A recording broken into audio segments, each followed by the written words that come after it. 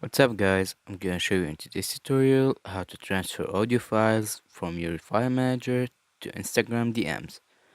So what you will do is go to Google Chrome,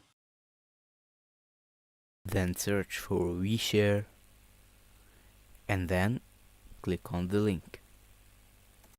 Then you're gonna click on send a file and then I agree, upload the file you want to send, then click next, choose get a link and then click on get a link. Wait for it to be done. Then copy the link and go to Instagram,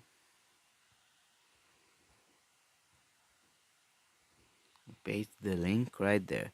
Now, if your friends decide to go to the link, it will take them to the website where they can download the link and listen to your audio. And that's it, guys.